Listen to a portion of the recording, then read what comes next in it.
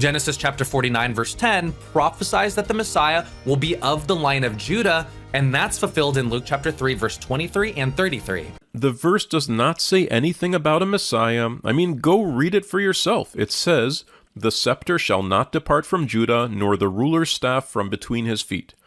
If it's a reference to anyone, it would be a reference to King David or to a successor in that dynasty, but more likely it's just a recognition of Judah being the southern Israelite kingdom and was probably written when that was already the case.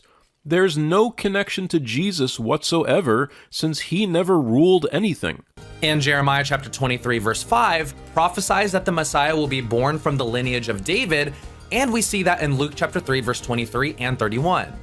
And again, this verse in Jeremiah does not say anything about a Messiah. It is clearly referring to the return of the Jews from the Babylonian exile, and it is supposed to happen soon, 70 years in Jeremiah's reckoning of 25:12.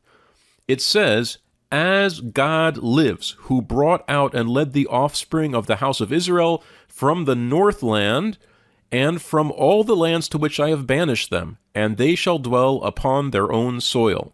This sounds like the return from the Babylonian exile much more than anything happening in 1st century Palestine on the eve of the destruction of Jerusalem by the Roman Empire.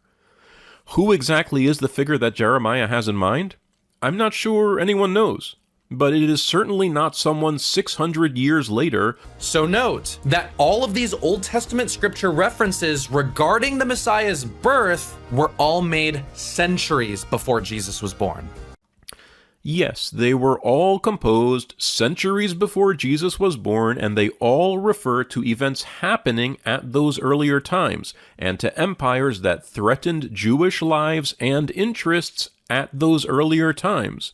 But we do know that these prophecies were known to New Testament authors, and those authors viewed them as there for the taking.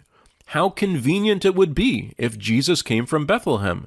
Then we can check off that prophecy. How convenient it would be if Jesus descended from David. Then we can check off that prophecy.